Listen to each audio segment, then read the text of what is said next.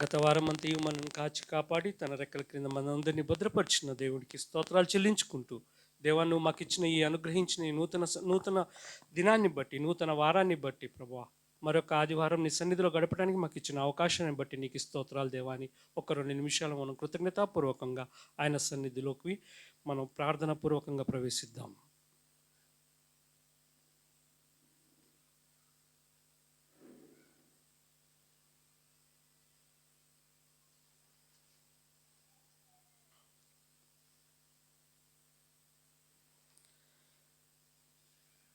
ప్రార్థన చేసుకుందామండి.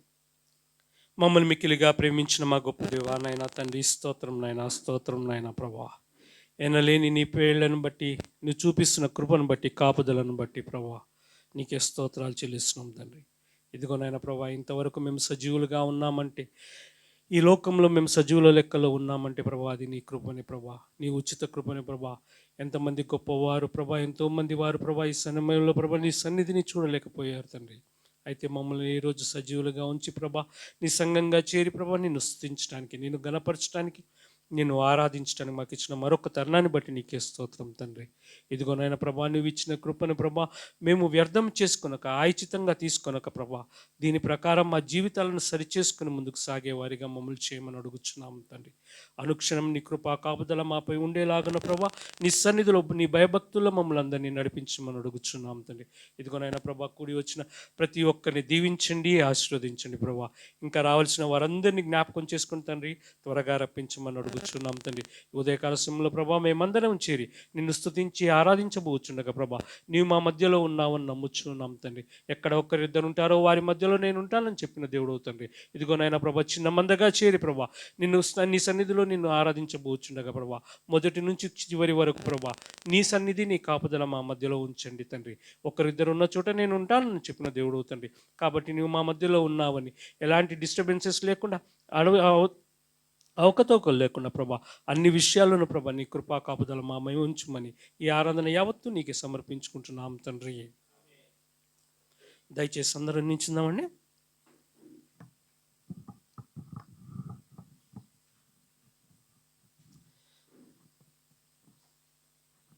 మన దేవుడు మంచి దేవుడు కదండి. ఆయన దగ్గరకు వచ్చినప్పుడు ఎలాంటి చిత్తలు వేదనలు మనకుండవు, ఆయన్ని తీర్చే దేవుడు. అలాంటి గొప్ప దేవుడు మనకున్నందుకు మనం ఆయనను అందరం కలిసి మహిమపూర్వకంగా ఆయన స్తుతించుకుందాం.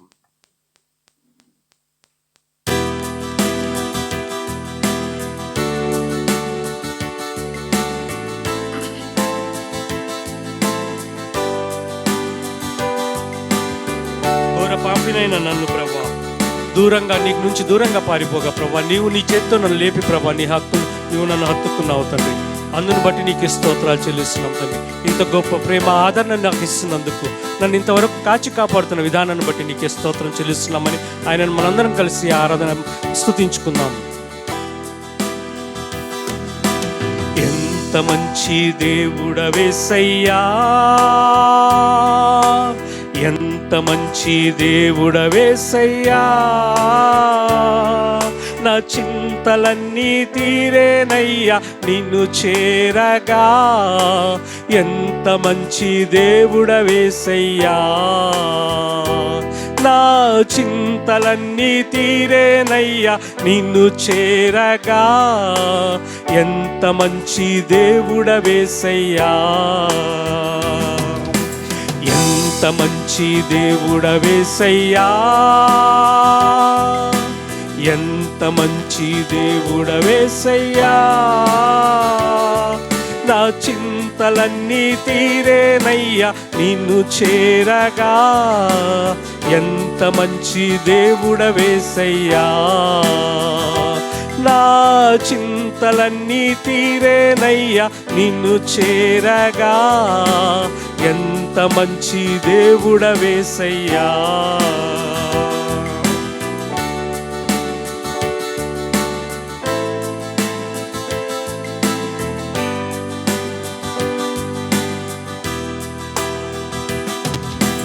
ఘోర పాపినైనా నేను దూరంగా పారిపోగా, ఘోర పాపినైనా నేను దూరంగా పారిపోగా నీ ప్రేమతో నన్ను క్షమించి నన్ను హత్తుకున్నావయ్యా. నీ ప్రేమతో నన్ను క్షమించి నన్ను హత్తుకున్నావయ్యా.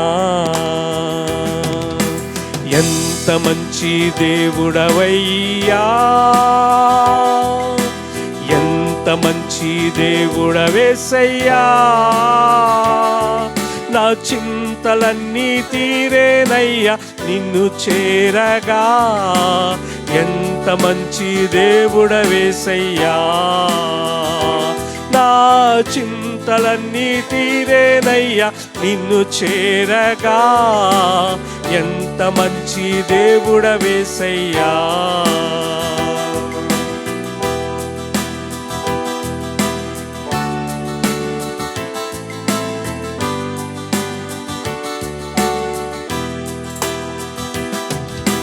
నాకున్న వారందరూ నన్ను విడచిపోయినను, నాకున్న వారందరూ నన్ను విడచిపోయినను. ఎన్నెన్నో ఇబ్బందులకు గురి చేసినను నన్ను నీవు విడువలేదయ్యా.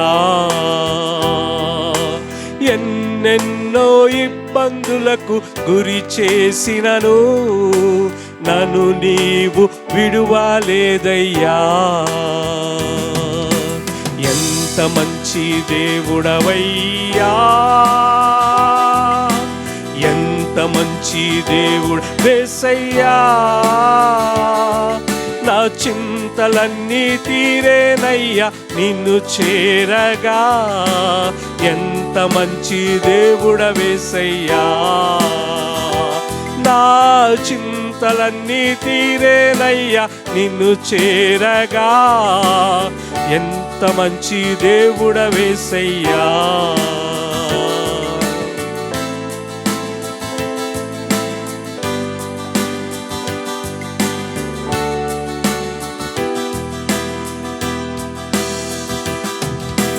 నాకు నువ్వు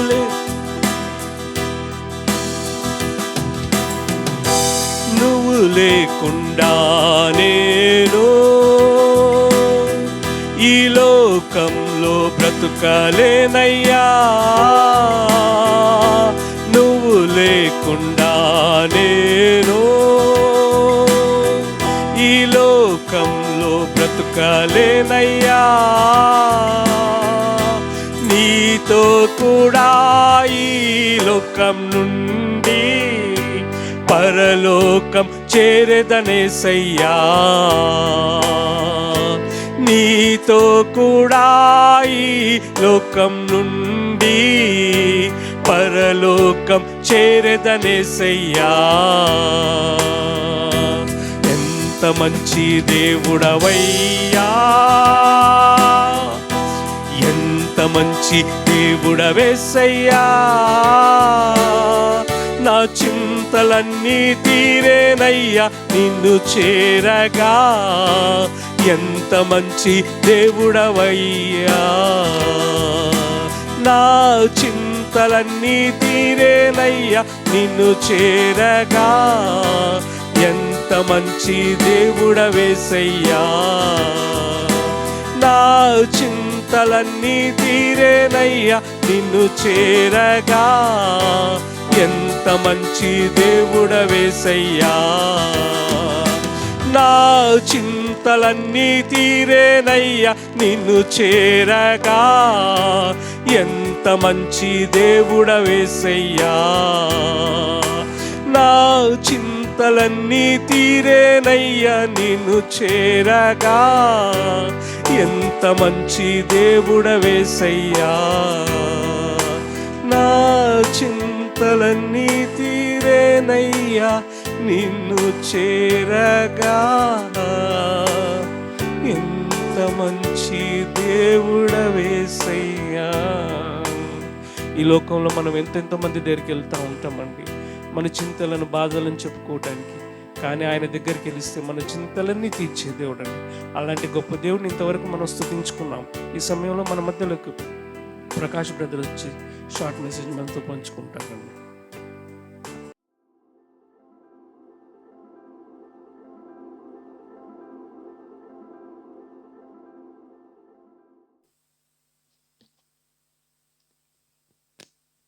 యేసుక్రీస్తు నామములో ఈ శుభ ఆదివారం దినాన మిమ్మల్ని అందరినీ కలుసుకోవడం ఎంతో ఆనందదాయకం. ఈ అవకాశం కల్పించిన దేవుడిగా నా కృతజ్ఞతలు చెల్లించుకుంటున్నాను. ఈ ఆదివారం దినం మనందరం ఎక్కడెక్కడో ఎంతోమంది గతించిపోయి ఉన్నారు. అయినా కానీ సజీవ లెక్కలో ఉంచి ఆయన సన్నిధిలో నిలబడి స్థుతించుటకు మనకి ఇచ్చిన అవకాశాన్ని బట్టి కూడా మరొకసారి దేవునికి వందనాలు చెల్లించున్నాను. ముందుగా మనం వాక్యంలోకి వెళ్ళే ముందు చిన్న ప్రార్థన చేసుకుందాం. మహాపరిశుద్ధ కృపగల తండ్రి, నీ పాదాలకు వినయ స్తుతులు స్తోత్రాలు చెల్లించుకున్నాం తండ్రి. నాన్న తండ్రి, ఈ ఉదయకాల దినంలో తండ్రి, ఆదివారం దినం తండ్రి, మీ సంఘాన్ని మనం నడిపించిన విధానం బట్టి వందనాలు చెల్లించుకున్నాం తండ్రి. నాన్న ఇంకెవరైతే రావాల్సిన త్వరగా రప్పించి కృప చూపించండి తండ్రి. అయ్యా మరి తండ్రి నాయన, నేను వాక్యాన్ని వెళ్ళొచ్చుండగా ప్రభావ తండ్రి, నా శక్తి చాలదు ప్రభావ తండ్రి, నీ శక్తిని నింపి ప్రభావ తండ్రి. ఎవరి హృదయానికి ఏ వాక్యం అవసరం వాళ్ళకి నేను నేర్పించడం వేడుకుంటున్నాం తండ్రి. అయ్యా అన్ని విషయాలు మీరు నడిపించమని సమస్త మహిమా ఘనత మీకే చెల్లించుకుంటూ నజరేయుడైన యేసుక్రీస్తు నామంలో అడిగి వేడుకొని పొందుకున్నాను పరమ తండ్రి, ఆమేన్. ఈ ఉదయకాల సమయంలో మనం చూస్తూనే మనకు 2024 సంవత్సరం గడిచిపోయింది. 2025 సంవత్సరం జనవరి ఆఖరి ఆదివారం వరకు వచ్చేసాం. ఇట్లా సంవత్సరాలు అనేవి గడిచిపోతూనే ఉంటాయి. కానీ మనం దేవునికి ఎంత ఇష్టంగా జీవించామనే దాని మీద ఈరోజు క్రైస్తవ జీవితం అనేది ఆధారపడి ఉంది. కాబట్టి మన వాక్య అంశ భాగం ఏంటంటే మత్తయి సువార్త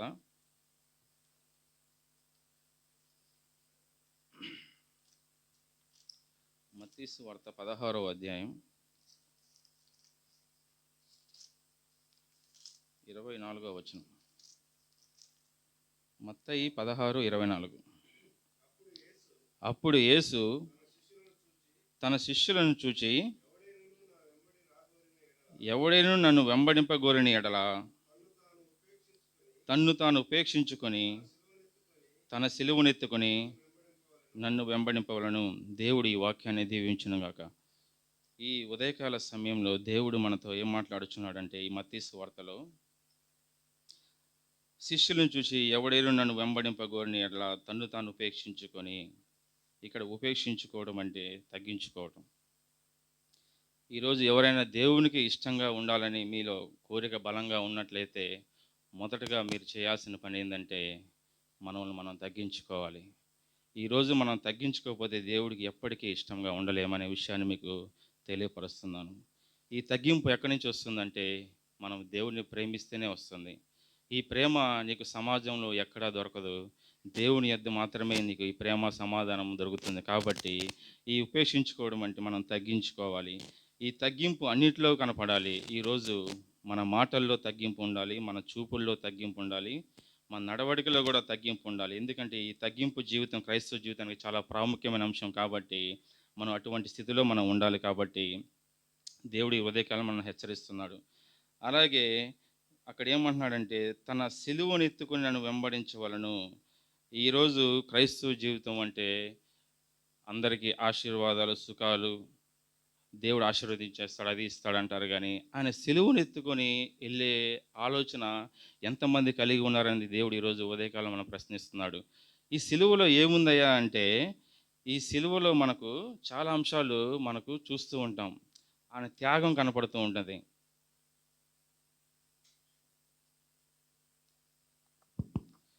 ఈ సిలువలో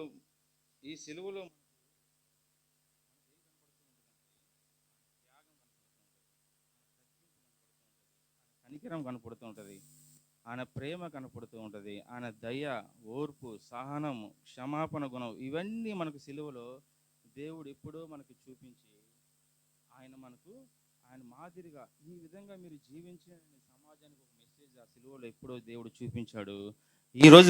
ఈరోజు ప్రశ్న ఏంటంటే, ఈరోజు మీరు అయినా మనమైనా అందరమైనా ఈరోజు సమాజానికి మనం ఏం చూపిస్తున్నాం అనే దాన్ని దేవుడు ప్రశ్నిస్తున్నాడు.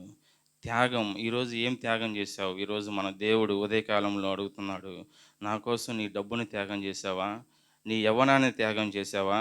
నీ బలాన్ని త్యాగం చేశావా? లేకపోతే నువ్వు దేని ఘనంగా ఎంచుకున్న అన్నిటిని దేవుని కోసం ఏమైనా త్యాగం చేశావా అని అడుగుతున్నాడు. తగ్గింపు ఖచ్చితంగా కలిగి ఉండాలి.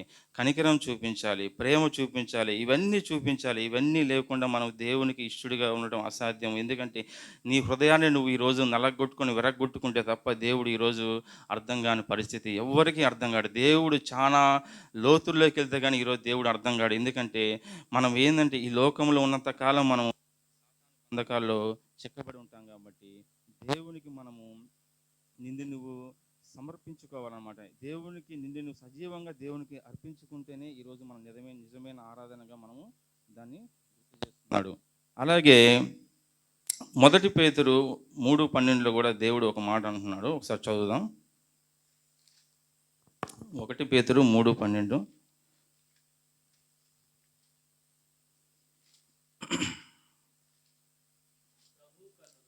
ప్రభు కన్నులు నీతిమంతుల మీదను, ఆయన చెవులు వాళ్ళ ప్రార్థనల వైపును ఉన్నవి. కానీ ప్రభువు ముఖము కీడు చేయు వారికి విరోధంగా ఉన్నది. ఇక్కడ దేవుడు ఏమంటున్నాడంటే పేతురు పత్రికలో, ప్రభు కన్నులు నీతిమంతుల మీదను, ఆయన చెవులు వారి ప్రార్థనల వైపును ఉన్నవి. ఈరోజు మా దేవుని కన్నులు మన మీద ఉండాలంటే ఖచ్చితంగా మనము నీతిమంతులుగా ఎంచబడాలి. మన ప్రార్థనకు జవాబు ఆయన చెవి ఎగ్గాలి అంటే ఈరోజు మనం నీతిమంతులుగా ఎంచబడాలి.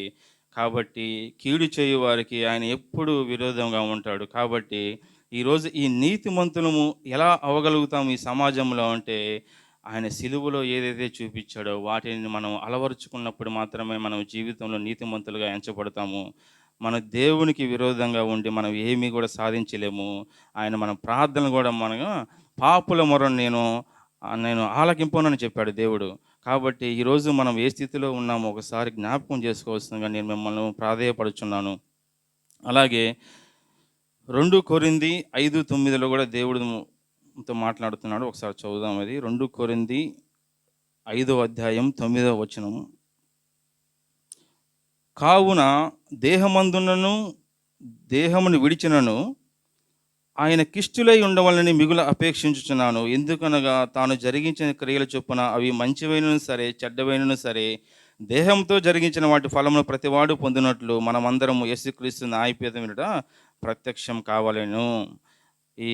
ఈరోజు మనం ఎక్కడ ప్రత్యక్షం కావాలంటే దేవుడి ఎదుట మనం ఒక రోజు వస్తుంది మనకు ప్రతి ఒక్కరికి.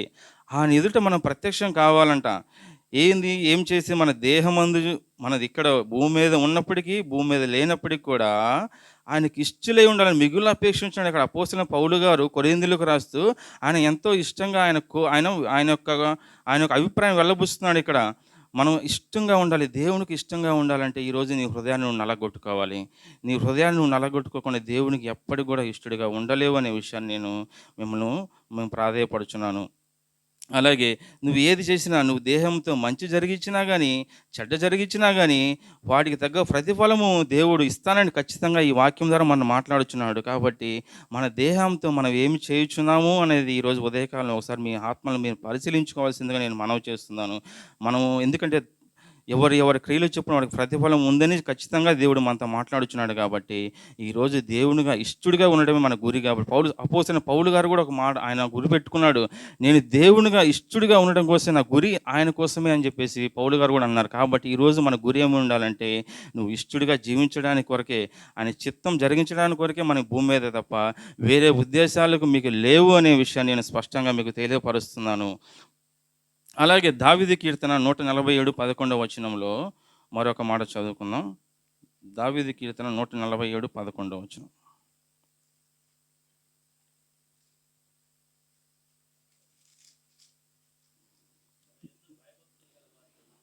తన యందు భయభక్తులు గలవారి యందును తన కృప కొరకు కనిపెట్టి వారి యందు యెహోవా ఆనందించువాడై ఉన్నాడు.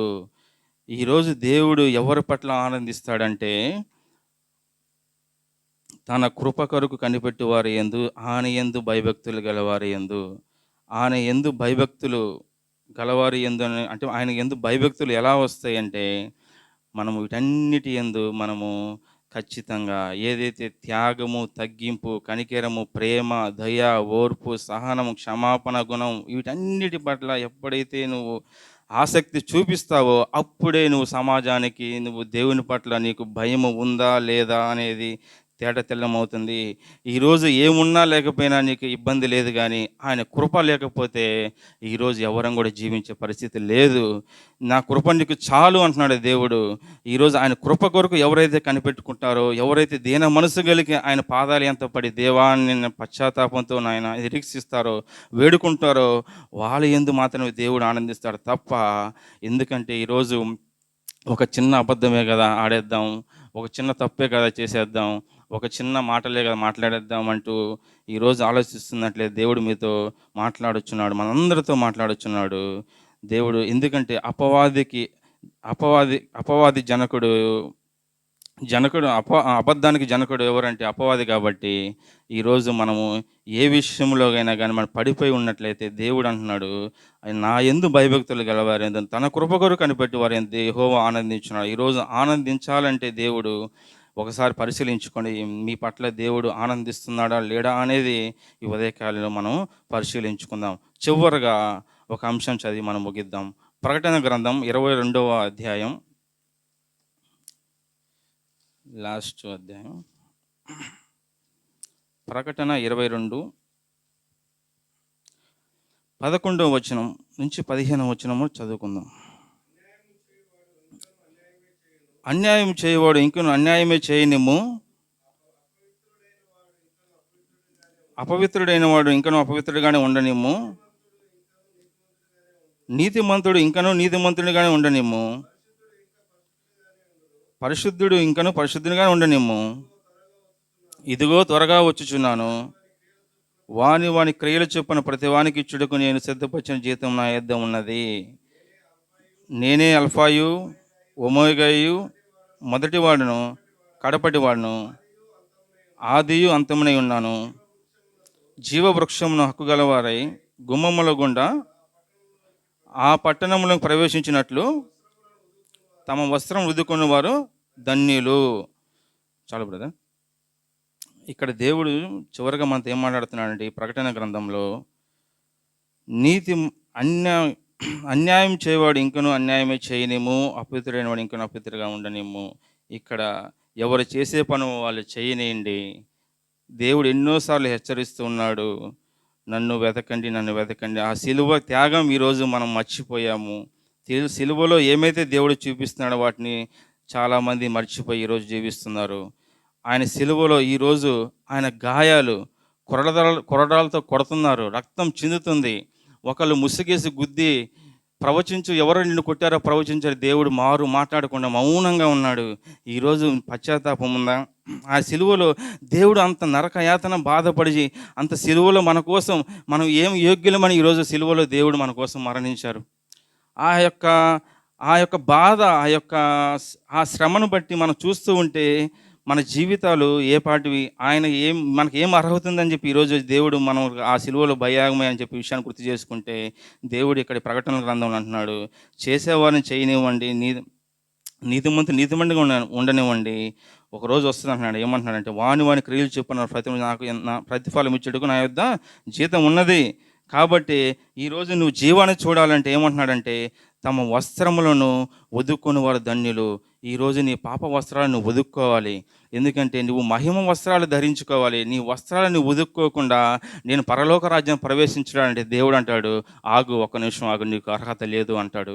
ఇక్కడ ఏమంటున్నాడంటే 15వ వచనంలో, కుక్కలను, మాంత్రికులను, వ్యభిచారులను, నరహంతకులను, విగ్రహార్థకులను, అబద్ధం ప్రేమించి జరిగిన ప్రతివాడును వెలుపడనుందరు. కాబట్టి ఈ ఆదివారం దినంలో దేవుడు మనం ఉదయకాల సంబంధిత ఈరోజు నువ్వు వెలుపల ఉండాలనుకుంటున్నావా లేకపోతే లోపల ఉండాలనుకుంటున్నావా? ఒకసారి నువ్వు జ్ఞాపకం చేసుకొని దేవునికి ఇష్టడుగా జీవించడం ఈ సంవత్సరం మొత్తం మీరు గురిగా పెట్టుకోండి. ఎందుకంటే ఆయనకి ఇష్టడుగా లేకుండా ఈ సమాజంలో ఏమాత్రము మనం యోగ్యులంగా కాదు. ఈరోజు మన ఘనతలు మన గొప్పది కాదు, కానీ ఆయన ఎవరైతే ఆయనకి ఇవ్వాల్సిన మహిమను ఆయనకి ఇవ్విచ్చి ఆయన గణపరుస్తాడో వారి యొద్ద మాత్రమే దేవుడు ఉంటాడు. అంతవరకు దేవుడు మనం ఎంత చేసినా కానీ దేవుడు మన మొర వినడు. కాబట్టి ఆయన చిత్తానికి తల వంచి ఈరోజు ఈ ప్రకటన గ్రంథంలో ఏదైతే వాక్యం ఉందో దాన్ని ధ్యానించి ఈ వాక్యాలన్నింటినీ మీ హృదయాలను నింపుకొని ఆయనకి ఇష్టంగా జీవించే వారంగా మన సంఘాలు మన కుటుంబాలు ఉండి ఆయన మహిమకరంగా ఉండాలని నేను ఆశపడుచు ఈ అవకాశం ఇచ్చిన దేవాతి దేవుడికి, సురేష్ అన్న గారికి, సంఘస్థులందరికీ నా హృదయపూర్వక ధన్యవాదాలు తెలియపరుస్తూ ముగించుకొనుచున్నాను. Thank you brother. ఇంతవరకు మీరు వివరించిన విధానాన్ని బట్టి దేవునికి స్తోత్రాలు. ఈ సమయంలో మనందరం కలిసి కొద్దిసేపు దేవుని ఆరాధించుకుందాం. నిన్నే నేను కొలుస్తానయ్యా, నీవే నా రాజు అయ్యా. ఎందుకంటే ఆయననే మన రాజు అండి, ఆయననే మన దేవుడు. అలాంటి గొప్ప దేవుడు మనకున్నందుకు మనం ఆయనను ఘనంగా ఆరాధించుకుందాం.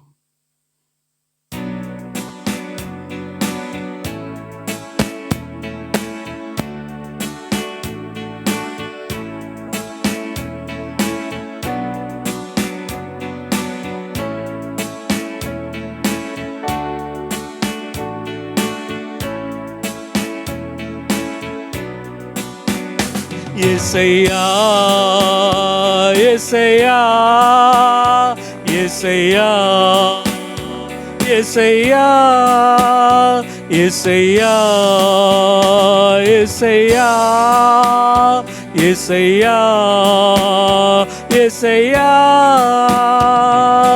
నిన్నే నే కొలుతునయ్యా, నీవే నా రాజువయ్యా. దేవా నిన్నే నే కొలుతునయ్యా, నీవే నా రాజువయ్యా. యేసయ్యా యేసయ్యా యేసయ్యా యేసయ్యా యేసయ్యా యేసయ్యా యేసయ్యా యేసయ్యా యేసయ్యా యేసయ్యా నిన్నే నే కొలుతునయ్యా, నీవే నా రాజువయ్యా. దేవా నిన్నే నే కొలుతునయ్యా, నీవే నా రాజువయ్యా. యేసయ్యా యేసయ్యా యేసయ్యా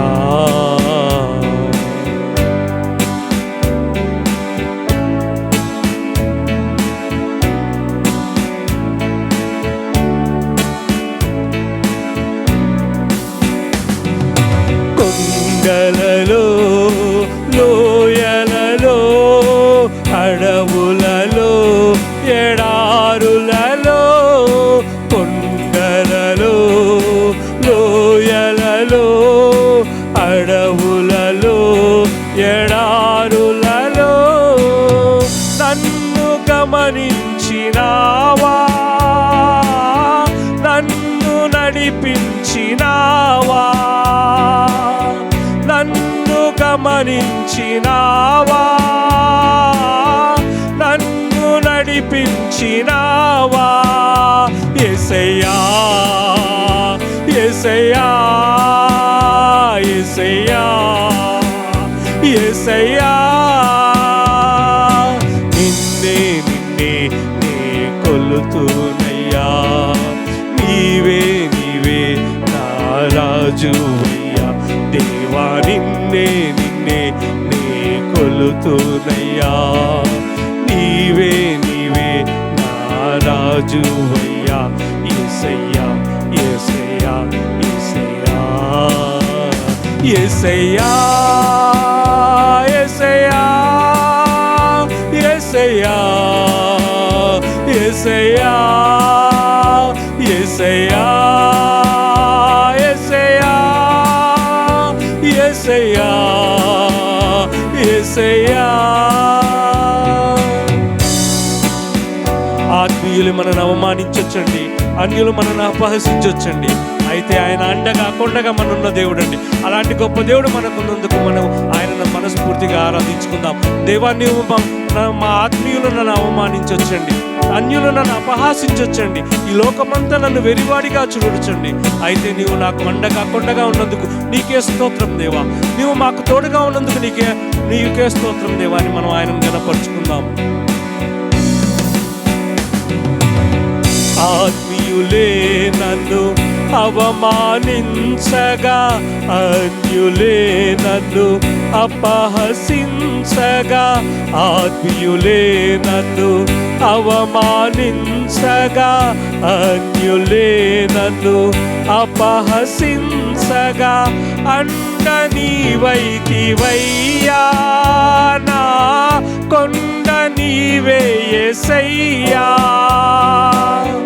అండ నీవైతివయ్యా, నా కొండ నీవే యేసయ్యా, యేసయ్యా, యేసయ్యా, యేసయ్యా, యేసయ్యా. నిన్నే నిన్నే నే కొలుతునయ్యా, నీవే నీవే నా రాజువయ్యా. దేవా, నిన్నే నిన్నే నే కొలుతునయ్యా, నీవే నీవే నా రాజువయ్యా.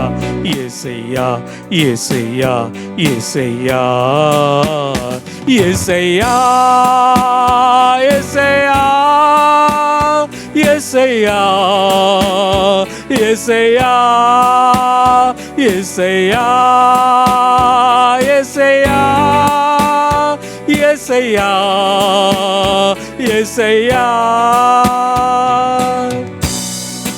మరణ ఛాయలో మెరిసింది ఆయన ప్రేమ అండి. మనం ఎన్నో మరణ ఛాయల గుండా వెళ్ళొచ్చండి. ప్రతిరోజు ఒక మరణం లాంటి పరిస్థితుల గుండా విడిచి ఉండొచ్చు. అయితే ఆయన మనకున్నాడండి. ఆయన మనం బ్రతికించే దేవుడు. ఎందుకంటే ఆయన కృప మనకు తోడుగా ఉంది, ఆయన కాపుదల మనకు తోడుగా ఉంది. కాబట్టి మాకు ఇంకా ఏ భయం లేదయ్యా. నీవు మాకు తోడుగా ఉన్న దేవుడు, నన్ను బ్రతికించి నడిపించే దేవుడు నీవు ఉండగా నాకు ఇంకా దిగులెందుకయ్యా. అందుకు నిన్నే ఘనపరుస్తున్నాను దేవా. అందువల్లనే నీవు నాకు రాజు దేవా అని మనం ఆయనని ఘనంగా ఆరాధించుకుందాం. మరణ ఛాయలో మెరిసిన నీ ప్రేమ, నలిగిన బ్రతుకున కురిసిన నీ కృప. మరణ ఛాయలో మెరిసిన నీ ప్రేమ, నలిగిన బ్రతుకున కురిసిన నీ కృప. నన్ను బలపరచెనయ్యా, నిన్నే కనపరతునయ్యా, నన్ను బలపరచెనయ్యా, నిన్నే కనపరతునయ్యా. యేసయ్యా, యేసయ్యా, యేసయ్యా, యేసయ్యా. నిన్నే నిన్నే నే కొలుతునయ్యా, నీవే నీవే నా రాజువయ్యా. దేవా, నిన్నే నిన్నే నే కొలుతునయ్యా, నీవే నీవే నా రాజువయ్యా. యేసయ్యా, యేసయ్యా, యేసయ్యా, యేసయ్యా, యేసయ్యా, యేసయ్యా, యేసయ్యా, యేసయ్యా, యేసయ్యా, యేసయ్యా, యేసయ్యా, యేసయ్యా, యేసయ్యా, యేసయ్యా, యేసయ్యా, యేసయ్యా, యేసయ్యా, యేసయ్యా. నిన్నే నిన్నే నే కొలుతునయ్యా, నీవే నీవే నా రాజువయ్యా. దేవా, నిన్నే నిన్నే నే కొలుతునయ్యా, నీవే నీవే నా రాజువయ్యా. యేసయ్యా, యేసయ్యా, యేసయ్యా, యేసయ్యా.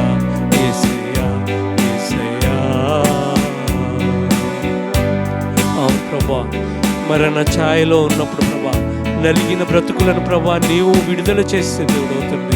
నీకు విమోచించి ప్రభా రక్షణ ఇచ్చే దేవుడు అవుతుంది. అంత గొప్ప భాగ్యాన్ని మాకు అనుగ్రహిస్తున్నందుకు నీకేమని వర్ణించగలం తండ్రి.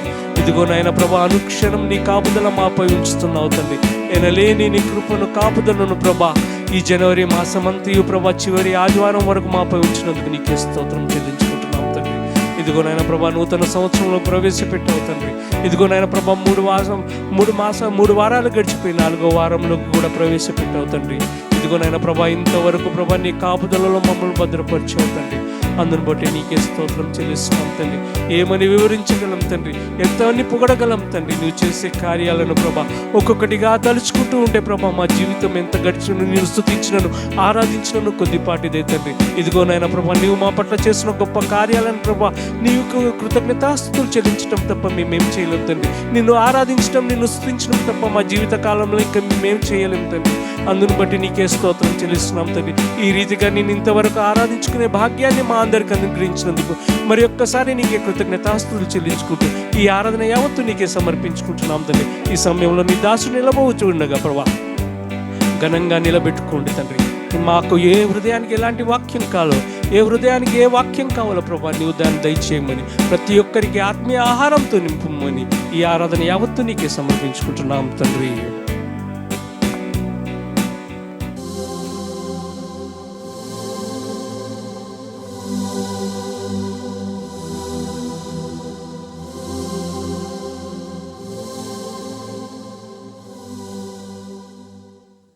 ప్రభునామంలో చేరువచ్చిన వారికి వందనములు. దేవుని కృప చేత మరి దేవుని సన్నిధికి చేరగలిగాం. దేవుని కృప మన పట్ల ఉంది కాబట్టి మనం సజీవులంగా ఉండగలిగాం. 10 నిమిషాల టైం ఉంది కాబట్టి 10 నిమిషాల్లో మనం ఒక వాక్యాన్ని చదువుదాం. న్యాయాధిపతుల గ్రంథము 6వ అధ్యాయం. న్యాయాధిపతుల గ్రంథము 6వ అధ్యాయం. 6వ అధ్యాయంలో 11వ వచనం చదువుదాం. యెహోవా దూత వచ్చి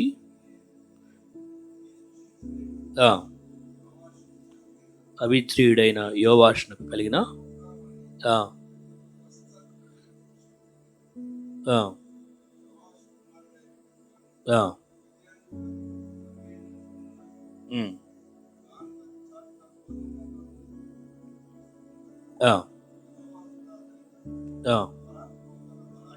పరాక్రమము గల బలాఢ్యుడా, యెహోవా నీకు తోడై ఉన్నాడని అతనితో అనగా చాలండి. దేవుడు ప్రజల విషయంలో ఆయన సంకల్పాలు నెరవేర్చాలి అనేది ఆయన ఉద్దేశం. ఆయనకు మొరపెట్టినటువంటి వారి విషయంలో వారికి సహాయం చేయాలి అనేది కూడా దేవుని యొక్క ఉద్దేశం.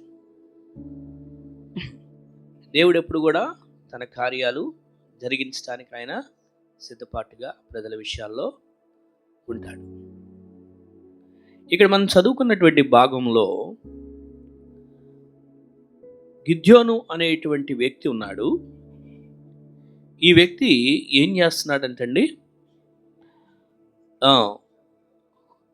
అయితే అక్కడ ఇంకా ఏం చేస్తున్నాడంటే గిద్యోను మిద్యానీయులకు మరుగైనట్లు గోధుమలను, యాక్చువల్గా ఇది గోధుమలు అనేవి పొలంలో వీరు ఈ గోధుమ దొల్లు కొట్టాలి అంటే ఓపెన్ ప్లేస్లో చేయాలి కదా. ఓపెన్ ప్లేస్లో చేసినప్పుడు ఏంటంటే ఆ గాలికి అది ఆ పుట్టంతా ఊడిపోయి ఆ గోధుమలంతా ఓ పక్కకి పడుతూ ఉంటుంది కదా. ఐడియా ఉంది కదా మీకు. కానీ ఇక్కడేమనుంది, గానుగ చాటున గోధుమలను దుళ్ళుగొట్టుచుండగా అనే మాట ఉంది. అంటే చాటుకి అంటే ఎవరికి కనపడకూడదు అన్నట్లుగా చాటుగా ఉండి చేస్తున్నట్లుంది. ఎందుకు ఇలా చేస్తున్నాడు అని చూస్తే ఇక్కడ ప్రాబ్లం ఏంటంటే, ఇక్కడ ఇశ్రాయేలు ప్రజలకి వీళ్ళకి శత్రువులు ఉన్నారు, మిద్యానీయులు. మిద్యానీయులు అనేటువంటి వారు వచ్చి వీళ్ళ పంట పొలాలని అన్నిటినీ దోచుకొని వెళ్ళిపోతూ ఉన్నారు. ఇశ్రాయేలు ప్రజలు ఇప్పుడు యాక్చువల్గా వాళ్ళ ప్రదేశం దేవుడిచ్చిన మంచి వాగ్దాన దేశం కనాను ప్రాంతం, అక్కడ వచ్చారు, అక్కడ నివసిస్తున్నారు, ఉంటున్నాడు. మీకు అందరికీ తెలుసు చరిత్ర, ఇశ్రాయేల్ చరిత్ర గురించి. మోషే నాయకత్వంలో వారు విడిపించబడిన తర్వాత యెహోషువ నాయకత్వంలో వాళ్ళు లోపలికి ప్రవేశించడం, తర్వాత కనాను ప్రాంతం అంతటిని కూడా ఇశ్రాయేల్ ప్రజలందరికీ ఏ ఏ ప్రాంతాల్లో ఎవరెవరు ఉండాలో యెహోషువ కాలంలో వారి వారి భూస్థలాలను, వారి భాగాలను, వారి ఊరి ప్రాంతాలన్నింటినీ ఇశ్రాయేల్ గోత్రాలందరి వారికి ఇశ్రాయేల్కి పంచిపెట్టడం జరిగింది. ఇక వాళ్ళు హ్యాపీగా జీవిస్తూ ఉన్నారు. దాని తర్వాత వాళ్ళు ఏం చేశారంటే దేవుని ఆజ్ఞలు పాటించకుండా ఉంటే దేవుడు ఏం చేస్తున్నాడంటే ఆ చుట్టుపక్కల ఉన్నటువంటి కొందరు దేశాల వాళ్ళని వీళ్ళ మీదకి తెప్పించి వీళ్ళకి కొద్దిగా పాఠాలు నేర్పి వీళ్ళని చెరగా తీసుకుంటే వీళ్ళ మీద ఆధిపత్యం వహించి వీళ్ళని తీసుకుని వెళ్ళడం, వీళ్ళ పంట పొలాలను పాడు చేయడం, ఇట్లాంటివి చేస్తున్నప్పుడు ఇదేంటి ఇశ్రాయేల్ ప్రజలకి పాఠం అది వాళ్ళ పాపాన్ని బట్టి. వాళ్ళు దేవుని మాట వింటలేదు కాబట్టి. అలాగా ఆ ప్రాసెస్లో జరుగుతున్నప్పుడు మళ్ళీ ఒక్కొక్క న్యాయాధిపతిని దేవుడు వాళ్ళు మొరపెడుతున్నారు, ప్రార్థన చేస్తున్నాడు. అప్పుడు వాళ్ళు ప్రార్థన చేసినప్పుడు ఒక న్యాయాధిపతిని వాళ్ళ కోసం లేవనెత్తుతున్నాడు. ఆ న్యాయాధిపతి ఆధిపత్యంలో వాళ్ళని విడిపిస్తున్నాడు, మళ్ళీ చేస్తున్నారు. మళ్ళీ వీళ్ళు కొంతకాలం ఉన్న తర్వాత మళ్ళీ యథావిధిగా తప్పు చేస్తున్నారు. ఇలా జరుగుతూ ఉన్నది. ఈ విధంగా వెళ్తున్నారు. అట్లాగా 5 గిద్యోనీలు, ఇప్పటికి గిద్యోను దగ్గరికి వచ్చేసరికి 5వ వాడు. ఓకే, ఇప్పుడు ఈ గిద్యోను అందుకని ఆ భయంతో ఆ మిద్యానీయులు ఈ విధంగా ఉన్నటువంటి వచ్చి పంట పొలం నాశనం చేస్తున్నారు, దోచుకొని వెళ్ళిపోతున్నారని చెప్పి భయపడుతూ ఆ గానుగ చాటున గోధుమలను పాపం పంట పండిన దాన్ని జాగ్రత్తగా దుళ్ళుకొట్టుకుంటూ ఉన్నాడు. అలాంటి వ్యక్తి దగ్గరకు వచ్చి, అలాంటి భయపడుతూ పిరుగుతనంగా ఉన్న వ్యక్తి దగ్గరకు వచ్చి 12వ వచనంలో దేవుడే వచ్చి ఏం మాట్లాడాడు? పరాక్రమం గల బలాఢ్యుడా, యెహోవా నీకు తోడై ఉన్నాడని అతనితో అనగా. ఏమండి, ఒక పిరికోడిని పట్టుకొని దేవుడు ఏం మాట్లాడుతున్నాడు? పరాక్రమం గల బలాఢ్యుడు అన్నాడు. ఆయనేమో ఆ యొక్క శత్రువుల భయానికి చాటున గానుగలు దాచుకుంటూ ఏదో ఎట్లా ఆ గానుగలు చాటున వదులు కొట్టుకుంటూ ఉంటే ఏంటి ఇదంతా? ఏంటి దేవుడేమో పరాక్రమం గల బలాఢ్యుడు అని పిలుస్తున్నాడు, ఈయనేమో భయపడుతూ మరి అక్కడున్నాడు అంటే ఎస్, ఆయన మానవ పరంగా ఆలోచన చేసినప్పుడు మానవ రీతిగా ఆయన భయంతోనే ఉన్న వ్యక్తి. కానీ దేవుడు ఇప్పుడు గిద్యోని విషయంలో ఒక ఆలోచన కలిగి ఉన్నాడు. గిద్యోనిని దేవుని కొరకు ఇప్పుడు గొప్పగా వాడుకోవాలని దేవుడు కోరుకుంటున్నాడు. కాబట్టి గిద్యోని విషయంలో దేవుని సంకల్పాలు నెరవేర్చాలని చెప్పి, గిద్యోని విషయంలో దేవుని కార్యాలు జరిగించాలని చెప్పి, గిద్యోని ద్వారా దేవుడు ఒక గొప్ప కార్యం జరిగించాలని చెప్పి అందుకనే పరాక్రమం గల బలాఢ్యుడా అని పిలుస్తున్నాడు. ఎందుకంటే ఏం చేయబోతున్నాడో దేవుడికి తెలుసు కాబట్టి. దేవుడు భవిష్యత్ జ్ఞానం కలిగిన వాడు. ఆయన ఏం చేస్తాడు, ఆయనకి ముగింపు కూడా ప్రారంభం కన్నా ముందే తెలుసు. ఆయన అంతా కూడా ఎరిగినవాడు. ఆయనకి భవిష్యత్ జ్ఞానం ఉంది, మనకి లేదు. జనాలు కొంతమంది అక్కడక్కడ తిరుగుతూ ఉంటాం, జరిగేది చెప్తాం, జరగబోయేది చెప్తాం, ఉన్నది చెప్తాం, లేని చెప్తాం. అవన్నీ బుడబొక్కల మాటలు మనకు తెలియదు, కానీ అవన్నీ అవాస్తవాలు. మా ఫ్రెండ్ ఒకడు ఉన్నాడు, ఇట్లానే ఒక ఆయన జరిగేది చెప్తాను, జరగబోయేది అది అంటే వీడు వచ్చాడు మా ఫ్రెండ్ ఊరక ఆయన, చెప్పండి నేను అప్లై చేసుకున్నాను, పలానా చోటికి వెళ్ళాలి, పలానా దేశానికి వచ్చే నెలకి, మరి నాకు ఉందా ప్రాప్తి ఉందా లేదా అని ఇస్తే వాడు ఇది చేయబట్టు ఈ చేయబట్టు అది చూసి చెప్పి ఇదిగో నీకు అద్భుతంగా అక్కడికి వెళ్ళబోతున్నా, అది జరగబోతున్నా, ఇదే ఉందంటే అప్పుడు వీడు చెప్పాడు చివరికి, కొడతాను, నేను ఎక్కడికి వెళ్ళలేను కాదు, నేను ఎక్కడికి వెళ్ళడానికి లేదు, ఈ సంగతి ఎందుకు చూద్దామని. అట్లాగా అంటే కొంతమంది ఊరక అంటే మోసం చేసేవాళ్ళు ఉంటారని చెప్పడం కోసం అట్లా చాలా చోట్ల ఉంటారు. ఎందుకు? మనిషిని ఏం చేయటానికి ప్రలోభ పెట్టి ఏదో మనిషిని ఆలోచన. కానీ ఇక్కడ దేవుడు అలా చేయట్లా. దేవుడు అలా మోసం చేసేవాడు కాదండి. దేవుడు తను ఏం చేయబోతున్నాడో తెలుసు. ఆయన మనిషి చూసినట్లు చూసే దేవుడు కాదు.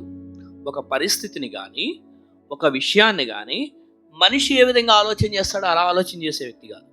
ఆయన దేవుడు కదా, దేవుడు కాబట్టి తన ఆలోచన మేరకు ఆలోచన చేస్తాడు. ఇప్పుడు చూడండి, ఒక చిన్న స్థాయిలో ఉన్నటువంటి వ్యక్తి ఏం చేస్తాడు, తన వరకు ఏదో అంతవరకు ఆలోచన చేసుకుంటాడు. ఓకే, ఈరోజు ఏం వండుకోవాలి, ఏం తినాలి, ఆ చిన్న స్థాయిలో ఉన్నంతవరకు. కొద్దిగా బాగా రాయల్ ఫ్యామిలీలో ఉన్న వాళ్ళు ఏం చేస్తారు, రాయల్గానే ఆలోచన చేస్తారు. ఈరోజు ఏం వండాలి, ఏం తినాలి, ఎట్లా, లేకపోతే ఏం ఏర్పాట్లు చేయాలి. రాయల్గా ఒక ఫంక్షన్ చేయాలన్నా కూడా అంతే కదా, ఎవరి స్తోమత బట్టి వాళ్ళు రాయల్గా చేస్తారు, రాయల్ గ్రాండ్గా చేస్తారంట. ఎందుకంటే వాళ్ళు అట్లా ఆలోచన. ఇప్పుడు మరి మనిషే ఇంత కేటగిరీతో ఉంటే మరి దేవుడు ఇంకెంత గ్రాండ్ అండి, దేవుడు ఇంకెంత రాయల్, ఇంకెంత గొప్ప. అందుకే ఆయన అంటున్నాడు పరాక్రమం గల బలాఢ్యుడా అని పిలుస్తున్నాడు. ఈయనకు ఒక్కసారి బ్రెయిన్ షాక్, ఏంటి నన్నేనా పిలిచేది అన్నట్లుగా. అంటే మన అర్థం చేసుకోవడం కోసం నేను ఇట్లా చెప్తున్నా, నన్నేనా ఇంకెవరినైనా పిలుస్తున్నాడా అని. ఎందుకంటే ఆయనకు కూడా ఆయన ఏం ఆలోచన చేసుకుంటున్నాడు, ఏంటి నేనేమో అదేదో భయపడుతూ ఆ పండిన పంటను ఏదో కొద్దిగా శత్రువులు కనపడకూడదని చెప్పి ఒక చాటు నుండి ఏదో దుళ్ళు కొట్టుకుంటుంటే ఎవరు ఇక్కడ బలాఢ్యుడు, ఇక్కడ ఎవరున్నారు పరాక్రమ బలాఢ్యుడు అంటే నిన్నే గిద్యోన్, కమాన్ రా నేను నీకు తోడై ఉన్నాను అని చెప్పి ఫస్ట్ అది చెప్పాడు.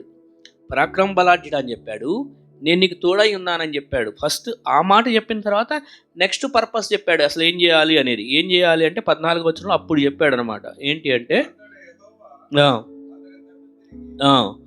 బలము తెచ్చుకుని వెళ్ళి రక్షింపము. చూసారా, అతడు ఏం పని చెయ్యాలో చెప్తున్నాడు ఇక్కడ. కానీ అతడు ఏం పని చేయాలో చెప్పకముందు అతన్ని పరాక్రమ బలాఢ్యుడు అని పిలిచాడు. రెండోది నేను నీకు తోడై ఉన్నాను అన్నాడు. ఫస్ట్ ఈ రెండు అతని మైండ్లో అతనికి ఫస్ట్ అర్థం చేపియాలి. అంటే తన మైండ్ సెట్ ఏంటి, అంతవరకు ఎలా ఆలోచన చేస్తున్నాడు, తను ఎలాంటి వాడు ఏంటి అని అంటే ఇక్కడ తన మైండ్ సెట్ గురించి తనే ఏం మాట్లాడుకున్నాడో 15వ వచనంలో ఒకసారి చూడండి. తనేమంటున్నాడు,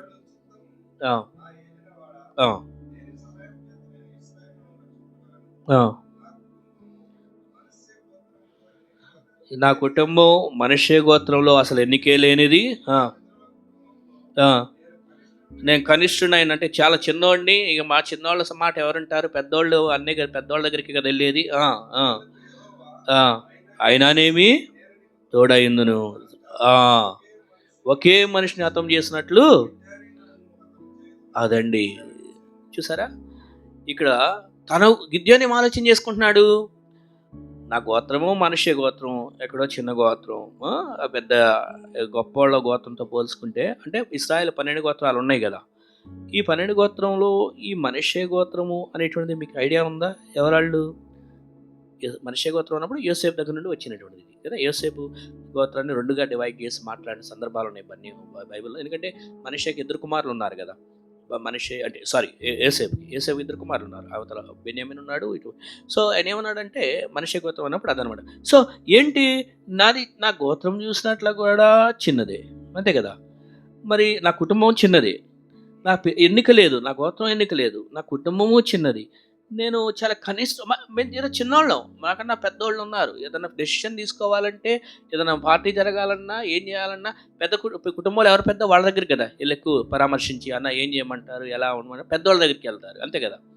మరి అలాంటిది అసలు నేనేమి ఎన్నిక లేదు, నువ్వు ఏంటి అసలు నాతోనైనా మాట్లాడేది, బై మిస్టేక్ ఏమన్నా రాంగ్ అడ్రస్కి వచ్చారేమో, వేరే వాళ్ళ దగ్గరికి వెళ్ళబోయి అన్నట్టుగా. అంటే తను చెప్తా, అంటే మన అర్థం కోసం, మనకు అర్థం అవడం కోసం నేను ఇలా చెప్తున్నాను. తన గురించి తను ఆలోచన చేసుకుంటున్నప్పుడు నా స్థితి ఇది కదా అని అలాగ ఆలోచన చేస్తున్నాడు. కానీ దేవుడు అతను చూస్తున్నప్పుడు అవేవి లెక్కలోకి తీసుకోవట్లే. నీ చదివేంటి, ఎంతవరకు చదువుకున్నావు, నువ్వు ఎంత ఇంటెలెక్చువల్వి, ఎంత మిగిలిన వాళ్ళతో పోల్చుకుంటే నువ్వు ఎంత జ్ఞానం గలవాడివి, ఎంత స్మార్ట్, చాలా గ్రేట్, ఐక్యూ లెవెల్స్ చాలా గ్రేట్. ఇది లోకం చూసేదండి, అదంతా లోకం అట్లా చూసుకుంటుంది. కానీ దేవుడు చూడండి ఈ వ్యక్తిని ఆలోచింపజేస్తున్నాడు. ముందు పనిచ్చే ముందు, అతను ఏం చేయాలో చెప్పే ముందు అతనికి హృదయంలో ఉన్న ఆలోచనని ధైర్యపరుస్తున్నాడు. అతను హృదయంలో ఉన్న తలంపుల్ని గట్టిపరుస్తున్నాడు. చెప్తున్నాడు, పరాక్రమం గల బలాఢ్యుడా అని పిలవగానే ఎవరైనా నిన్ను నీవు హీరో అన్నావు అనుకో, నేను హీరో అంటా అనగానే అదొక ఫీలింగ్ ఎంత ఉంటుంది కదా. అలాగా నువ్వు పరాక్రమ బల సాహస వీరుడివి అనగానే నేనా సాహస వీరుడు, ఒక్కసారి ఆలోచన చేయండి ఆ యొక్క ఫీలింగ్ ఎలా ఉంటుంది. ముందు అంటే మనిషితో దేవుడు ముందు ఎప్పుడైనా మాట్లాడేటప్పుడు ఒక మనిషిని తన ఆలోచనలను ఏదో ఇంకా కిందకి కించపరిచేటట్లుగా మాట్లాడు. కానీ ముందు ఆ మనిషిని తన పరిస్థితిని గురించి ముందు మనస్సులో తనకి ఒక కాన్ఫిడెన్స్ లెవెల్స్ పెంచడానికి, తను ఎవరో ట్రూ వాల్యూలోనికి తీసుకురావడానికి, నిజమైన వాల్యూ అసలు ఫస్ట్ తను అర్థం చేసుకోవాలి. ఎందుకలా చెప్పాడు పరాక్రమ బలాఢ్యుడు అంటే, యెహోవా నీకు తోడై ఉన్నాడు, అది ఇంపార్టెంట్. ఎందుకు పరాక్రమ బలాఢ్యుడు కావాలంటే యెహోవా నీకు తోడై ఉన్నాడు. అదండి, మనంతటా మనం మన శక్తి చేత బలవంతులుగా అని కాదు, యెహోవా అంటే దేవుడు మనకు తోడై. అందుకనే బలం తెచ్చుకొని వెళ్ళి ఒక్క మనిషిని చంపినట్టుగా నువ్వు చేయగలవు, కమాన్ వెళ్ళు అన్నాడు. ఆయనేమో నా వల్ల ఏమైంది, ఆయననేమి నేను నీకు తోడు. ఆయనేమో ఇంత పెద్ద లిస్ట్ ఇస్తున్నాడు గిద్యోను, నేను చిన్నోడిని, మా గోత్రం చిన్నది, మా ఎన్నిక లేని కుటుంబం అంటే ఆయన ఏదో లిస్ట్ చెప్తుంటే దేవుడు అన్నాడు, అయితేనేమి నువ్వు 100 చెప్పు, నేను నీకు తోడై. అని చెప్తే, తర్వాత కోర్స్ ఈ అధ్యాయంలో కొన్ని విషయాలు జరిగినాయి. తర్వాత మనం దీని యొక్క ఈ ఈ సంఘటన దేవుడు అలా మాట్లాడిన తర్వాత చివరిలో చూస్తే 34వ వచనంలో ఉంటుంది. 34వ వచనం ఏమనుంది? 34వ వచనం బ్రదర్, 6వ అధ్యాయంలో 34వ వచనం 6. ఆ, ఆ. అక్కడ ఒక నిమిషం ఆగుదాం. యెహోవా ఆత్మ గిద్యోను, ఇందాక దేవుడు ఏమన్నా నేను నీకు తోడై ఉన్నాను అన్నాడు. ఇప్పుడు ఏమన్నాడు? యెహోవా ఆత్మ అతన్ని అప్పుడు అతడు సో అతడు బోర ఊదినప్పుడు దేవుడు చెప్పాడు బోర ఊదాలి అని. సో ఆ విధంగా చెప్పడం అనేది జరిగింది. తర్వాత మనకి తెలుసు దీని యొక్క గొప్ప సారాంశం ఏంటి అంటే, ఇదంతా అర్థమైన తర్వాత మనకి ఇక ఈ 2-3 అధ్యాయాలు మీకు తెలుసు, మీరు మైనా చదవండి. 6వ అధ్యాయం, 7వ అధ్యాయం, 8వ అధ్యాయము, ఈ 3 అధ్యాయాలు కూడా గిద్యోను గురించి రాసుకుంది. ఎస్పెషలీ 7వ అధ్యాయంలో మీరు తర్వాత చదవండి. ఈ 7వ అధ్యాయంలో మనం ఏం చూస్తాము అంటే, ఇక్కడ విజయము అనేటువంటి అధ్యాయంలో చూస్తాం. 7వ అధ్యాయంలో 23వ వచనం ఒకసారి చూద్దాం. 7వ అధ్యాయం 23వ వచనం.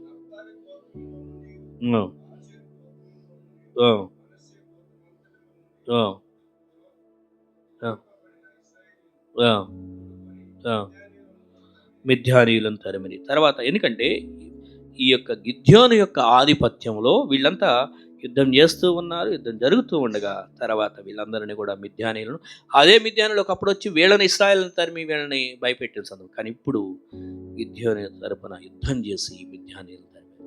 సో ఒక విషయం, నీ గురించి నువ్వు ఎప్పుడు కూడా నా వల్ల ఏమవుతుంది, నేనేం చేయగలను, నేనెంత తోడిని అని ఎప్పుడు ఆలోచన చేయొద్దు.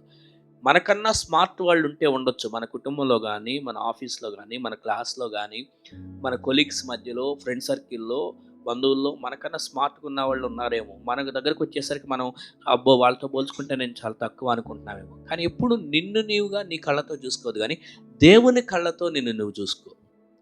ఎప్పుడైతే నీ దేవుని కళ్ళతో నేను చూస్తావో, ఎస్ నా దేవుడేం తక్కువవాడు కాదుగా, నా దేవుడేం చేతగాని వాడు కాదు కదా, నా దేవుడేం అసమర్థుడు కాదు కదా.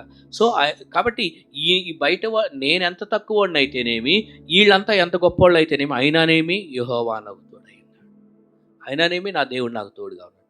మనకి ఏం లేకపోవచ్చు, చదువు లేకపోవచ్చు, డబ్బు లేకపోవచ్చు, అందం లేకపోవచ్చు, బలం లేకపోవచ్చు, ఏమీ లేకపోవచ్చు, జీరో. బట్ ఆయన ఒక్కడు వచ్చి మనతో ఉండటం ద్వారా, ఆయన ఆత్మ మనల్ని ఆవేశించడం ద్వారా దేవుడు గొప్ప కార్యాలు మన చేత చేయగలడు. అనేక విషయాల మీద విజయాన్ని మనకి ఇస్తాడు. కాబట్టి ఉదయకాల సమయంలో, అవును ప్రభా, నువ్వు నన్ను పరాక్రమ బలాఢ్యుడా అని పిలుస్తున్నావు, నువ్వు నాకు తోడై ఉంటాను, కాబట్టి నేను ఆ విధంగా నన్ను బలంగా వాడుకో అని 2020 సంవత్సరంలో దేవుడిని అడగండి. విజయం దేవుడు మీకు ఇస్తాడు. అటువంటి కృప దేవుడు మీకు దయచేయను గాక. వాక్యం కొరకు జానపద గారు ప్రార్థన చేసిన తర్వాత మనం బలలో పాల్గొందాం. తల వంచి కళ్ళు మూసుకోనండి, ప్రార్థన కొరకు ప్రార్థించుకుందాం. అందరూ తలలు వంచి కళ్ళు మూసుకున్నట్లయితే ప్రార్థించుకుందాం. పరిశుద్ధుడా, ప్రేమమేడా, నీ యొక్క పరిశుద్ధమైన నామానికి ఎనలేని స్తుతులు, స్తోత్రాలు నాయన. దేవుడా తండ్రి, గడిచిన సంవత్సరం నాయన అయిపోయింది నాయన. నూతన సంవత్సరంలో మొదటి నెలలో నాయన ఆఖరి వారం వరకు నాయన మమ్మల్ని క్షేమంగా చేర్చి నాయన మిమ్మల్ని ఆరాధించడానికి, నాయన మిమ్మల్ని ప్రార్థించడానికి, మీ వాక్యం వినడానికి ఇచ్చిన గొప్ప ధన్యతను బట్టి నాయన మీకు వందనాలు, స్తుతులు, స్తోత్రాలు. దేవుడా తండ్రి, నిజమే తండ్రి, ఎంతోమందికి భాగ్యం లేదు నాయన. ఎన్నిక లేని మమ్మల్ని ఈ లోకం నుంచి వేరు చేసి ఎన్నుకొని దేవుడా తండ్రి నాయన మీ యొక్క సన్నిధిలో నిలబెట్టిన విధానాన్ని బట్టి మరొక్కసారి మీకు వందనాలు తెలియజేసుకుంటున్నాను. దేవుడా తండ్రి, అంతేకాకుండా విన్న వాక్యంలో నాయన మొదటి ఉపమానంలో నాయన మీరు చెప్పిన రీతిగా దేవుడా తండ్రి, ఎవరైతే యెహోవా యందు భయభక్తులు కలిగి నాయన యెహోవా కృప కొరకు ఎవరైతే కనిపెట్టుకొని ఉంటారో వారి యందు మీరు ఆనందించువాడు అయి ఉంటారని మీ వాక్యం సెలవిచ్చిన రీతిగా నాయన మీ యందు మేము భయభక్తులు కలిగి నాయన మీ కృప కొరకు కనిపెట్టుకున్న వారమే ఉండులాగిన కృపను దయచేయమని మమ్మల్ని మీ వాక్యం ద్వారా నాయన మమ్మల్ని హెచ్చరించిన విధానం బట్టి మీకు వందనాలు, స్తుతులు, స్తోత్రాలు. అంతేకాకుండా నాయన దేవుడా తండ్రి, 2వ ఉపమానంలో మీరు చెప్పిన రీతిగా దేవుడా తండ్రి, ఈ వాక్య భాగం నాయన ఎంతో నాయన ఆలోచింపదగినది. నిజమే తండ్రి, ఈ లోకం దృష్టిలో మమ్మల్ని మేము నాయన బలహీనులుగా మేము ఎంచుకుంటూ నాయన ఇంకా నాయన మేము బలహీనంగా ఉంటున్నామేమో. దేవుడా తండ్రి, మీ దృష్టిలో నాయన మేము బలాఢ్యులముగా ఉంటున్నాం నాయన. దేవుడా తండ్రి, మీరు మాకు తోడై ఉంటే నిజమే తండ్రి, ఈ లోకంలో దేన్నైనా నాయన మేము సాధించగలమని నాయన మంచి వాక్యాన్ని నాయన మీరు బోధించారు నాయన. మీ వాక్యాన్ని నాయన మేము నాయన విని నాయన విడిచిపెట్టకుండా నాయన మీ వాక్యంలో మీరు మాకు తోడై ఉన్నట్లుగా మేము నాయన తలంచుకుంటూ నిత్యము నాయన మేము చేసే ప్రతి ఒక్క కార్యక్రమంలో నాయన విజయం సాధించలాగిన కృపను దయచేయమని వేడుకుంటున్నాం. దేవుడా తండ్రి, విన్న వాక్యం విత్తబడింది నాయన, ఫలించలాగిన కృపను దయచేయమని నజరేయుడైన యేసుక్రీస్తు వారి పరిశుద్ధమైన నామంలో బతిమలాడి వేడుకుంటూ ముగించుకుంటున్నాను పరమ తండ్రి. ఆమేన్. ఆమేన్.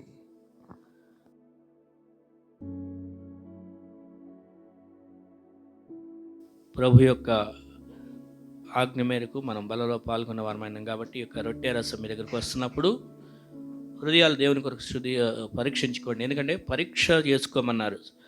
వారు పరీక్ష చేసుకోండి. పక్కన వాళ్ళని పరీక్షించొద్దు, కానీ మన హృదయాన్ని మనం పరీక్ష చేసుకుందాం.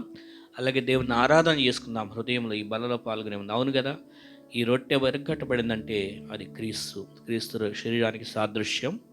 కాబట్టి క్రీస్తుని జ్ఞాపకం చేసుకుందాం. ఇది ప్రభువుని జ్ఞాపకం చేసుకునే సమయం. వేరే వాటిని జ్ఞాపకం చేసుకోవద్దు.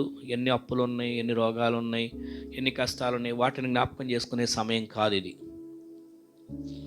ఇది ప్రభు అయిన యేసుక్రీస్తు వారు మన కొరకు సిలువలో బలియాగమయ్యారు, త్యాగం చేశారు ఆయన ప్రాణాన్ని. ఆ విషయాన్ని జ్ఞాపకం చేసుకునే సందర్భం. దయచేసి క్రీస్తు మన కొరకు ఎంత శ్రమలు పొందారు, ఎంత వేదన అనుభవించారు, స్వరూపం కోల్పోయాడు, శరీరం గాయాలకు చేయబడింది, నలగొట్టబడ్డాడు. ఇదంతా మన కోసం. ఆ విషయాన్ని హృదయంలో తలపోసుకుందాం. అవును ప్రభా, నా కోసం క్రీస్తు ఇన్ని వేదనలు భరించాడని అవి చేతిలో పట్టుకొని దేవుణ్ణి ఆరాధన చేసుకుంటూ హృదయంలో అవును జ్ఞాపకం చేసుకో. క్రీస్తు నా కోసం పొందిన శ్రమలు, అవమానాలు, శిక్ష అనుభవించవలసిందే మనం. పాపం చేసింది మనం కాబట్టి, తిరుగుబాటు చేసింది మనం కాబట్టి, కానీ మన శిక్ష క్రీస్తు భరించాడు కాబట్టి క్రీస్తుని జ్ఞాపకం చేసుకుందాం, క్రీస్తుని తలపోసుకుందాం, క్రీస్తుని మన హృదయం ఆలోచన చేద్దాం. ఎస్, నా కొరకు క్రీస్తు పొందిన గాయాలు, నా కొరకు క్రీస్తు కొరడాలతో కొట్టించుకున్నాడు, ముండ్ల కిరీటం పెట్టించుకున్నాడు, నలగొట్టబడ్డాడు అని క్రీస్తుని జ్ఞాపకం చేసుకుందాం. మా గొప్ప దేవా, మహోన్నతుడా, సర్వోన్నతుడైన తండ్రి, పరిశుద్ధుడా, అయ్యా ఈ ఉదయకాల సమయంలో నీకు వందనాలు అయ్యా. ఇది ప్రత్యేకంగా తండ్రి అయ్యా మా కొరకు నీ అద్వితీయ కుమారుడైన క్రీస్తు చేసిన ఆ గొప్ప శిలువ బలియాగాన్ని మేము తలపోసుకుంటున్నాం తండ్రి. అయ్యా తప్పు చేసింది మేము, నీ మాటను అతిక్రమించింది మేము, పాపం చేసింది మేము. పాపానికి జీతం ఆ శిక్ష, నరక శిక్ష, మరణం. అయ్యా అలాంటి నరక శిక్షను మేము అనుభవించలేమని నువ్వు ప్రేమాస్వరూపువు కాబట్టి మా కోసం నీ అద్వితీయ కుమారుడైన క్రీస్తునే ఈ లోకంలోనికి పంపించావు. అయా యేసుక్రీస్తు మా కొరకు ఈ లోకంలోకి వచ్చి అయా ఆ శిలువలో అనేక వేదనలు, అవమానాలు భరించి మమ్ములను పాపపు సంఖ్యల నుంచి, శిక్ష నుంచి, అయా నరకము నుంచి విడిపించారు. మరణంలో నుండి జీవంలోనికి దాటించారు. అయా అందుల కొరకు మేము మీకు ఏమి ఇవ్వగలము తండ్రి? ఏమి ఇవ్వలేక ఈయన మా కొద్ది స్తుతి ఆరాధన నీకే సమర్పించుకుంటున్నాను తండ్రి. ఆమె రొట్టెలో పాల్గొందాం.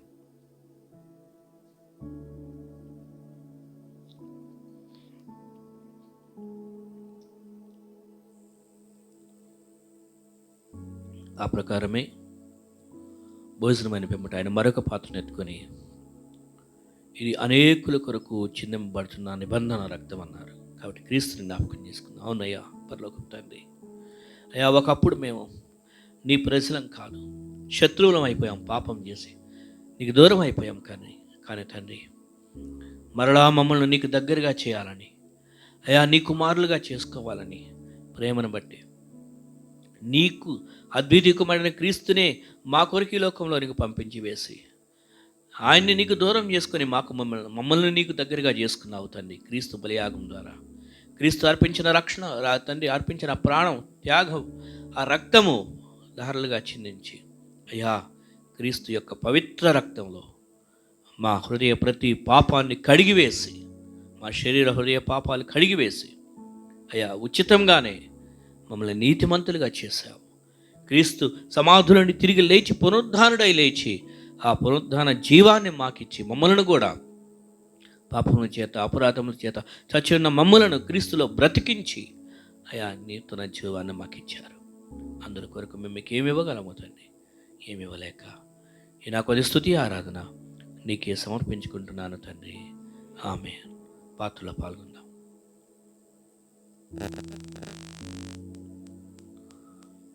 పరిశుద్ధుడైన తండ్రి, మా గొప్ప దేవ, మహోన్నతుడా, క్రీస్తుని జ్ఞాపకం చేసుకునే గొప్ప అవకాశం మాకు ఇచ్చావు అయ్యా. ఈరోజు ఇక్కడ కూర్చున్నటువంటి వారు క్రీస్తుని జ్ఞాపకం చేసుకున్న ప్రతి బిడ్డని మీరు ఆశీర్వదించండి అయ్యా. ఎవరైతే ఈ బలలో పాల్గొనలేకపోయారో వారిని క్షమించి మరొక అవకాశం దయచేయండి. ఇది క్రీస్తు శిలువ సందేశం, ప్రేమ సందేశం. ఈ సువార్తని అయ్యా నశించిపోతున్న వారికి మేము ఇతరులకు చెప్పడానికి మీరు మాకు సహాయం దయచేయండి. క్రీస్తులోనికి ఇతరులకు నడిపించి ఈ ఆశీర్వాదాలకు వారు కూడా కారకులైనట్లుగా మమ్మల్ని సాధనాలుగా వాడుకోనండి అయ్యా. ఇక్కడ కూర్చున్న వారిలో ఎవరు ఎలాంటి దుఃఖము, బాధ, వేదన, కన్నీరు, శ్రమ, దుఃఖంతో ఉన్నా అయ్యా వారి మనోవేదనను మీరు తొలగించి నీవు ఉన్నావనే ధైర్యం ప్రతి ఒక్కరికి దయచేయమని యేసు నామములో ప్రార్థించుకొనిచున్నాం తండ్రి, ఆమేన్.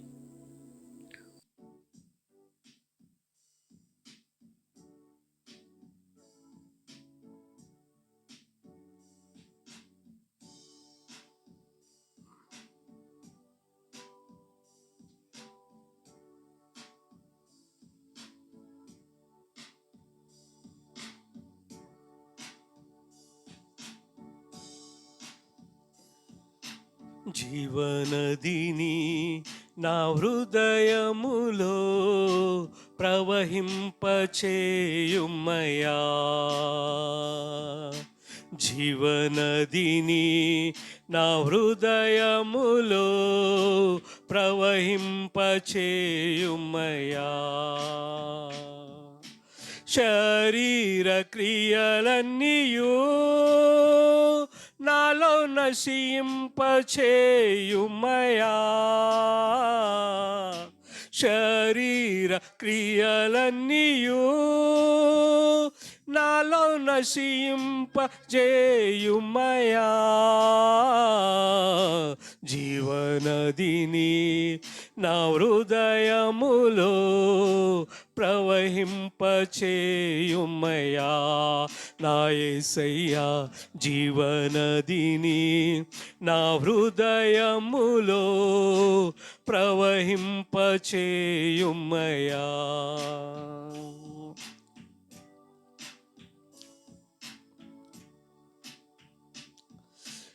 ఆత్మీయ వరములతో నన్ను అభిషేకం చేయుమయ్యా. ఆత్మీయ వరములతో నన్ను అభిషేకం చేయుమయ్యా. జీవనదిని నా హృదయములో ప్రవహింపచేయుమయ్యా. నా యేసయ్యా, జీవనదిని నా హృదయములో ప్రవహింపచేయుమయ్యా.